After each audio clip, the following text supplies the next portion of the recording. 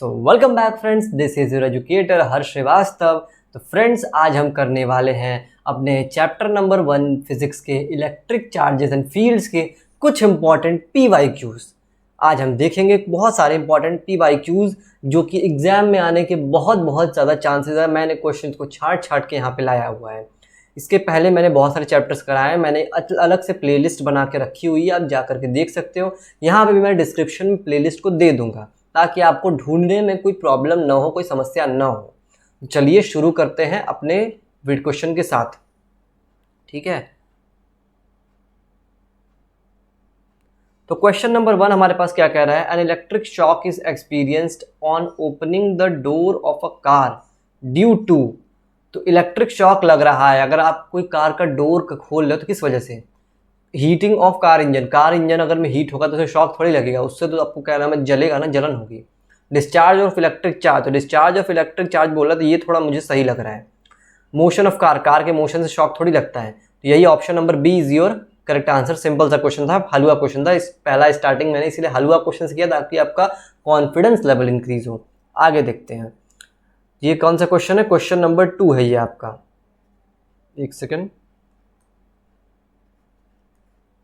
If two bodies are rubbed and one of them acquires Q1 charge and another acquires Q2 charge, then ratio of Q1 is to Q2. Q1 is to Q2 का हमें ratio निकालना है ना, ये बताना है हमको।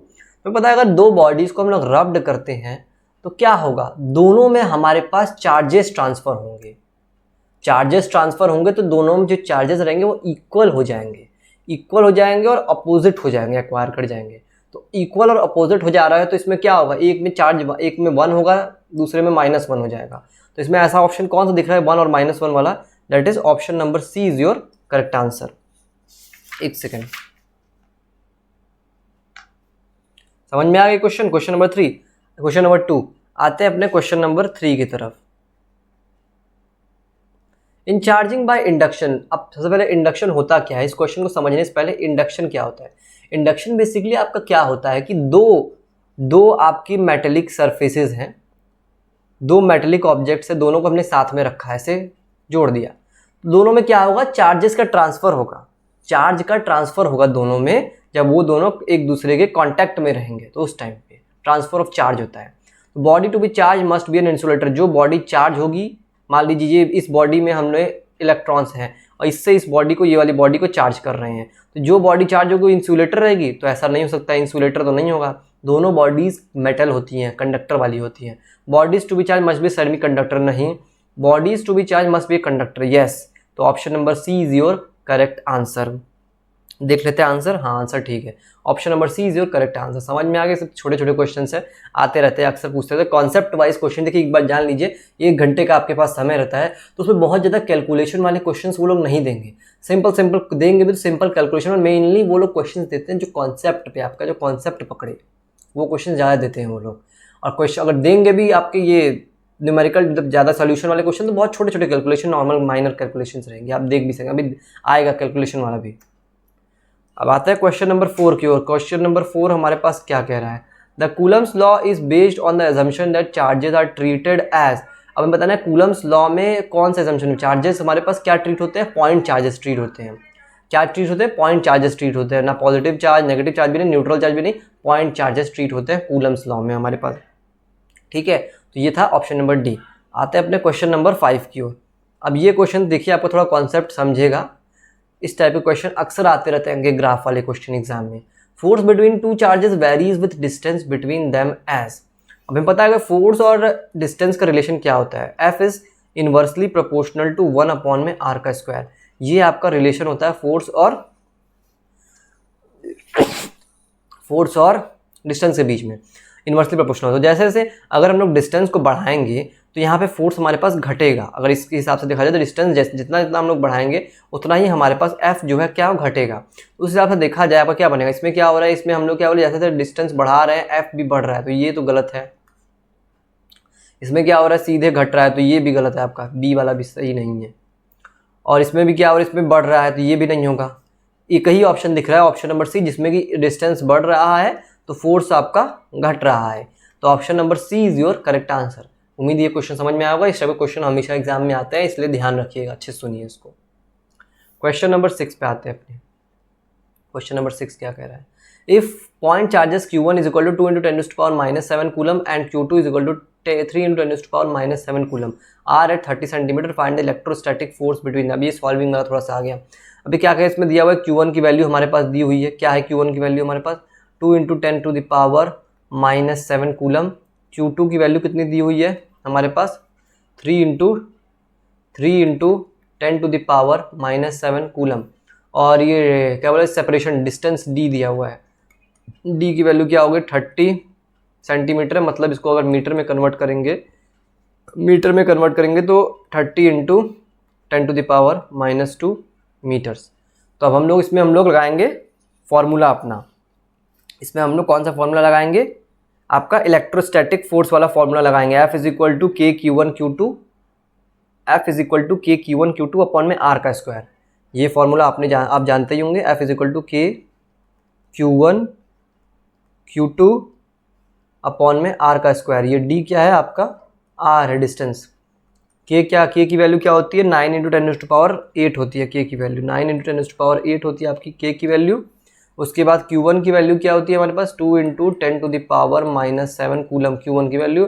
Q2 की वैल्यू 3 × 10⁻⁷ कूलम होती है अपॉन में R स्क्वायर। R की वैल्यू कितनी दी हुई है 30 × 10⁻⁻2 का होल स्क्वायर। अब इसको आप लोग सॉल्व करेंगे तो आपका आंसर आ जाएगा 6 × 10⁻³ न्यूटन। यही आपका आएगा। सॉल्व करने के बाद इसको आप लोग सॉल्व करेंगे तो 6 × 10⁻³ न्यूटन आपका आ जाएगा। उम्मीद ये क्वेश्चन समझ में आया होगा। देखिए फॉर्मूला बेस्ड एकदम क्वेश्चन, अगर आपको फॉर्मूला अगर याद होगा तो आराम से इस क्वेश्चन को आप कर लोगे। क्वेश्चन नंबर 6 को आते हैं अपने क्वेश्चन नंबर 7 की तरफ। क्वेश्चन नंबर 7 क्या कह रहा है हमारे पास,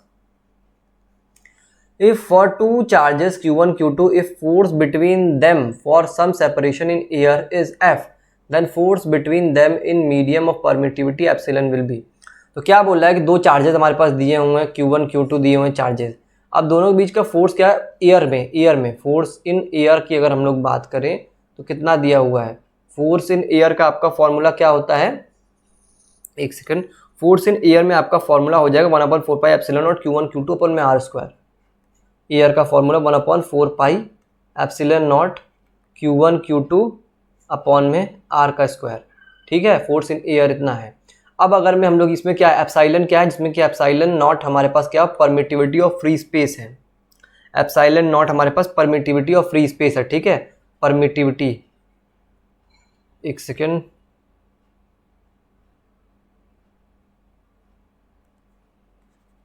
एप्सिलॉन नॉट हमारे पास है permittivity of free space, permittivity of free space, permittivity of free space. ठीक है, और हमें अब क्या बोला वो क्या, अब हमें then force between them in medium में अगर आ गया, हमने मीडियम में अगर ले लिया तो यहाँ पे हम लोग क्या करेंगे 1/4πε0 epsilon naught into Q1 Q2 upon में R का स्क्वायर। अब ये एप्सिलॉन R क्या चीज़ है, एप्सिलॉन R हमारे पास है, एप्सिलॉन R रिलेटिव परमिटिविटी है। ठीक है, एप्सिलॉन R हमारे पास क्या है, रिलेटिव परमिटिविटी है। और हमें पता है रिलेटिव परमिटिविटी का फॉर्मूला क्या होता है, एप्सिलॉन अपॉन में epsilon not, permittivity in medium upon में परमिटिविटी इन फ्री स्पेस। ये होता है रिलेटिव परमिटिविटी का फॉर्मूला हमारे पास। तो बस कुछ नहीं करेंगे, इसको यहाँ पे उठा के पुट कर देंगे। यहाँ पे अगर उठा के पुट करते हो आप तो क्या बन जाएगा यहाँ पे, अगर यहाँ पे आप रखते हो एप्सिलॉन R की जगह पे तो एप्सिलॉन अपॉन में एप्सिलॉन नॉट यहाँ पे हो जाएगा, एप्सिलॉन अपॉन में एप्सिलॉन नॉट। तो ये एप्सिलॉन नॉट जो है ऊपर चला जाएगा ना, रेसिप्रोकल हो जाएगा तो ऊपर चला जाएगा। तो ये बन जाएगा 1/4πε0, एक सेकेंड, 1/4π एप्सिलॉन बचेगा, एक सेकेंड, 1/4π एप्सिलॉन हो जाएगा, 1/4π एप्सिलॉन नॉट अपॉन में एप्सिलॉन Q1 Q2 अपॉन में R का स्क्वायर। अब इसको हम लोग थोड़ा सा सॉल्व करेंगे तो एप्सिलॉन नॉट अपॉन में एप्सिलॉन इंटू 1/4π हो जाएगा Q1 Q2 अपॉन में R का स्क्वायर हो जाएगा। Q1 Q2 अपॉन में R का स्क्वायर, और एक चीज़ यहाँ पे और होगा, यहाँ पे 1/4 पाई, ये आपका फोर्स के बराबर हो जाएगा। 1/4 पाई एप्साइलन नॉट, ये आपका एप्साइलन नॉट भी यहाँ पे एक हो जाएगा, यहाँ पे आपका एक एप्साइलन नॉट भी हो जाएगा। क्यों? क्योंकि ये आपका ये वाला एप्साइलन तो बचा ही हुआ है ना अभी। एक सेकंड, थोड़ा सा यहाँ पे मैसी हो गया है, इसलिए मैं इसको फिर से ये पॉइंट समझाता हूँ। तो आप लोग कहोगे कि समझ में नहीं आया सर क्या बता रहे हैं, सब सर के ऊपर से जा रहा है आपके, थोड़ा मैसी हो गया यहाँ पे, इसलिए मैं इसको दोबारा से अच्छे से समझा दे रहा हूँ। तो आप लोग कहोगे कि समझ नहीं आया हमें। तो क्या हो गया, मीडियम में हमारे पास 1/4 पाई एप्साइलन नॉट और एप्साइलन आर, रिलेटिव मीडियम लगा देंगे, Q1 Q2 अपॉन में R का स्क्वायर। अब इस रिलेटिव मीडियम वाली जगह पे हम लोग ये वाला फॉर्मूला पुट कर देंगे। ये पुट करेंगे तो ये क्या बन जाएगा, 1/4 पाई एप्सिलन नॉट, ये वाला एप्सिलन नॉट यहीं पे रहेगा, इसके अलावा ये एप्सिलन आर का ये चला आ जाएगा, तो यहाँ पे एप्सिलन बचेगा और ऊपर चला जाएगा एप्सिलन नॉट हो जाएगा, इंटू Q1 Q2 अपॉन में R का स्क्वायर हो जाएगा। ठीक, अब इसको हम लोग सॉल्व करेंगे तो ये एप्सिलन नॉट अपॉन में एप्सिलन इधर हो जाएगा, और यहाँ पे 1/4 pi epsilon naught into Q1 Q2 upon में R का स्क्वायर। अब इसकी जगह पे हम लोग क्या पुट कर देंगे, इसकी इतने जगह पे हम लोग F एयर पुट कर देंगे। मतलब F एयर का मतलब क्या है, ये F है। ठीक है, तो यहाँ पे हो जाएगा एप्सिलन नॉट अपॉन में एप्सिलन इंटू F हो जाएगा। तो यही आपका आंसर हो जाएगा, एप्सिलन नॉट अपॉन में एप्सिलन इंटू F। तो यानी option number A is your correct answer. Match कर लिया जाए answer, yes, epsilon naught upon में एप्सिलन इंटू F हो जाएगा। समझ में आ गया क्वेश्चन?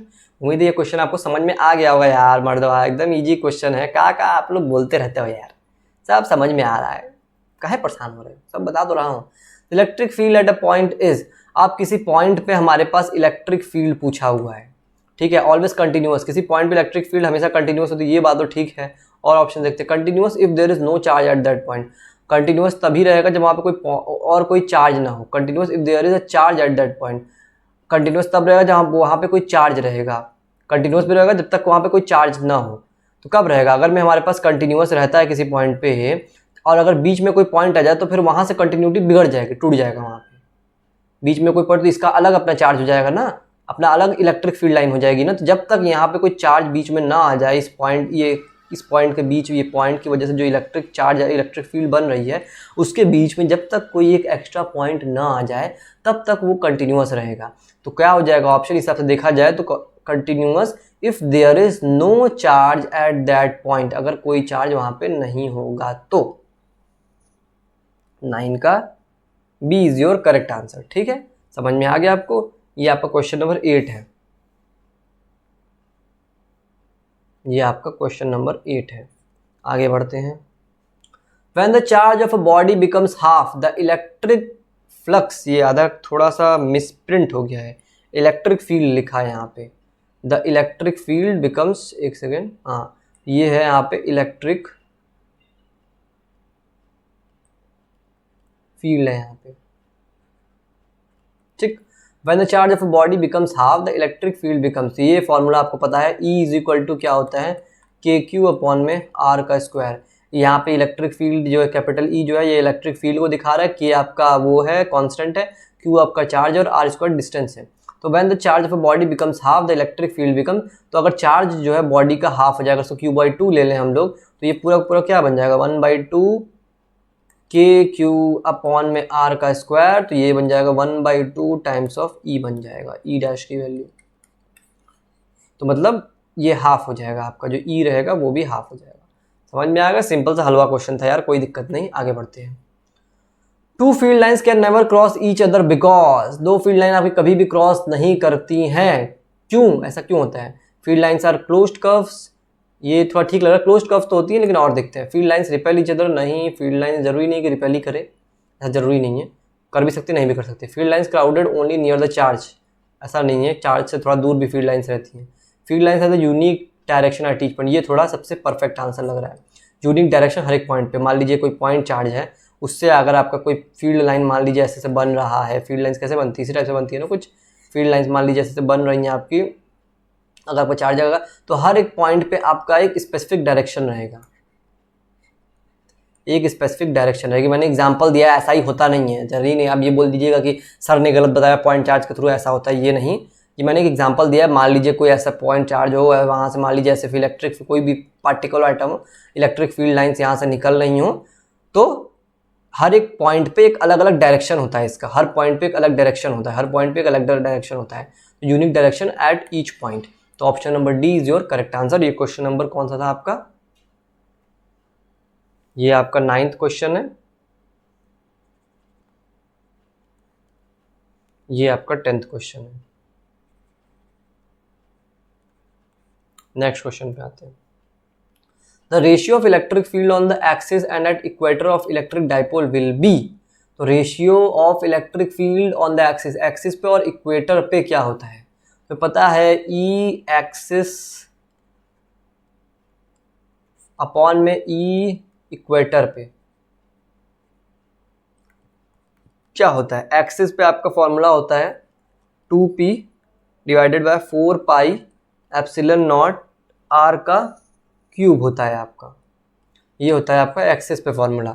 और इक्वेटर पे फॉर्मूला होता है p 4 pi epsilon naught r का क्यूब होता है। तो इस फॉर्मूला में आप देखोगे ये पूरी चीज़ तो कॉमन है, तो ये कैंसिल आउट हो जाएगी, बचेगा हमारा क्या? 2:1। So 2:1 is your correct answer, that is option number B is your correct answer. समझ में आ गया आपको? ठीक, आते हैं अपने क्वेश्चन नंबर 13 की तरफ। ये कौन सा क्वेश्चन है? क्वेश्चन नंबर है 11th क्वेश्चन है ये। 12th की तरफ आते हैं, क्वेश्चन नंबर 12 की तरफ। Total electric flux coming out of a unit positive charge put in air is. अब टोटल इलेक्ट्रिक फ्लक्स बताना है हमें यूनिट पॉजिटिव चार्ज के थ्रू, जो कि एयर में आपका रखा हुआ है। तो हमें पता है गॉस लॉ के हिसाब से, by Gauss law electric flux through a closed area, by Gauss law अगर आप हम लोग बात करते हैं गॉस लॉ की, electric flux through a closed area क्या होता है? Electric flux through a closed area कितना होता है आपका? क्लोज्ड एरिया या फिर क्लोज्ड, हाँ क्लोज सरफेस एरिया या फिर क्लोज्ड एरिया सरफेस एरिया बोल सकते हैं। कितना होता है? फाई इज इक्वल टू कितना होता है? क्यू इनक्लोज्ड अपॉन में epsilon not, Q enclosed upon में एप्सिलन नॉट, यही होता है आपका क्यू इनक्लोज्ड अपॉन में एप्सिलन नॉट। तो पता अगर ये क्यू इनक्लोज्ड की value positive, unit positive charge हो जाएगी, मतलब 1 हो जाएगी, तो फाई की वैल्यू कितनी हो जाएगी? Phi is equal to 1 upon में एप्सिलन नॉट हो जाएगी, मतलब एप्सिलन नॉट इनवर्स हो जाएगा आपका आंसर, मतलब phi is equal to epsilon naught inverse आपका आंसर हो जाएगा। यानी option number B is your correct answer. समझ में आ गया? देखो यार ऐसे ऐसे क्वेश्चन आ रहे हैं, घबराने की कोई जरूरत नहीं। सीयूईटी में बहुत टफ क्वेश्चंस नहीं आते हैं, समझ जाओ ये चीज़। बस ये कि आपको कॉन्सेप्ट क्लियर रहना चाहिए। फॉर्मूला बेस्ड क्वेश्चंस आते हैं लेकिन बहुत छोटी कैलकुलेशंस उसमें होती है, बहुत ज़्यादा टफ कैलकुलेशंस नहीं होती है, क्योंकि टाइम आपके पास बस 1 घंटे का रहता है ना, तो उतने देर में आपको फटाफट करना होता है। ज़्यादातर कॉन्सेप्ट बेस्ड क्वेश्चन आते हैं, फॉर्मूला बेस्ड भी क्वेश्चन आते हैं, लेकिन कैलकुलेशन उसमें छोटी रहती है, इसलिए घबराने की जरूरत नहीं है। कॉन्सेप्ट को दिमाग में पकड़ के चलना है, कॉन्सेप्ट बना रहेगा तो आराम से कर ले जाओगे। आगे चलते हैं क्वेश्चन नंबर 13 की तरफ। What is the force between two small charged sphere having charges 2 × 10⁻⁻7 coulomb and 3 × 10⁻⁻7 coulomb and placed 30 cm apart in air? हमें पता है कि having charges में दो force between to small charge sphere, दोनों के ऊपर चार्ज कितना है? Q1 की वैल्यू कितनी है? 2 × 10⁻⁻7 कूलम, Q2 की वैल्यू दी हुई है 3 × 10⁻⁻7 कूलम, और R की वैल्यू दी हुई है 30 सेंटीमीटर। इसको अगर मीटर में कन्वर्ट करेंगे तो 30 × 10⁻⁻2 मीटर हो जाएगी। हमें निकालना है दोनों के बीच का force. F is equal to formula क्या होता है हमारे पास?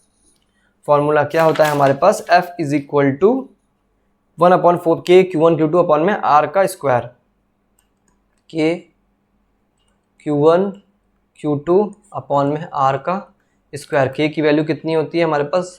9 × 10⁹, 9 × 10⁹ आपकी K की वैल्यू होती है, और Q1 की वैल्यू कितनी दी हुई है यहाँ पे?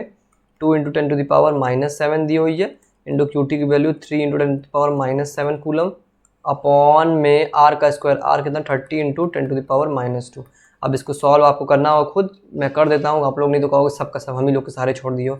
3 से 3 कैंसिल आउट, ये 1 0 हो जाएगा, 2 से 2 कैंसिल आउट, 5 हो जाएगा, बचा कितना आपका 9/5 हो गया यहाँ पे, इंटू 10⁻9, ये 14 हो गया। तो यानी कि 9 - 14 कितना होगा, -5 होगा। 9 माइनस का 14 बोला है ना, तो माइनस का 5 आपका बचेगा, -5 + 2 हो जाएगा, ये ऊपर जाएगा ना, +2 हो जाएगा। तो 9/5 का मतलब क्या होता है, 9/5 को अगर आप कैलकुलेट करोगे तो आपका आंसर आएगा यहाँ पर लगभग 6 इंटू 10⁻³ न्यूटन आएगा। आप कह रहे होगे कि 9/5 6 कहाँ से आ जाएगा, -5 -3, तो ये ठीक है, 9/5 6 कहाँ से आ जाएगा, थोड़ा कुछ कैलकुलेशन का मिस्टेक मुझे लग रहा है यहाँ पे हुआ है। एक बार हम लोग चेक कर लेते हैं वापस से कैलकुलेशन करके, मुझे लग रहा है थोड़ा सा कैलकुलेशन का यहाँ पे दिक्कत आ रहा है। आपको सॉल्व करके दिखाया था, नहीं तो सर कहेंगे सबकी सर जो है गलत करके भाग जा रहे हैं। 9 इंटू 10⁻9, अरे ये क्या हो गया, इंटू 9 10⁻9 इंटू आपका 2 इंटू 10⁻⁻7 इंटू 3 इंटू 10⁻⁻7 हो जाएगा, अपॉन आर स्क्वायर है। अच्छा मैंने स्क्वायर नहीं लगाया था, यही गलती की थी मैंने। अब इसको सॉल्व करोगे तो कितना बन जाएगा आपका, यहाँ पे ये हो गया 9 2 18, सॉरी 9 इंटू 2 इंटू 3 कर दो यहाँ पे, और यहाँ पे 30 इंटू 30, और नीचे क्या हो जाएगा 10⁻⁻4 कर देंगे हम लोग, इंटू 10⁻, कितना हो जाएगा यहाँ पे 9 - 4 -5 हो जाएगा। ये अगर ऊपर हम लोग लेके चले जाएंगे तो क्या बन जाएगा, ये +4 बचेगा। एक सेकेंड, 2 2 सा ये हो जाएगा आपका कितना, -2 + -2 आपका -4 हो जाएगा, और ये -5 + 4, हाँ 30 का भी यहाँ पे है ना, तो 3 इंटू 3 1 जा 2 3, और फिर 3 3 जा 9 3 1 जा 3, यहाँ से भी करोगे तो ये कैलकुलेट करने पे आपका आ जाएगा 6 इंटू 10⁻⁻3 न्यूटन, ये आपका आंसर आ जाएगा। That is option number B is your correct answer. समझ में आ गया, आगे बढ़ते हैं आपने क्वेश्चन नंबर 14 की तरफ।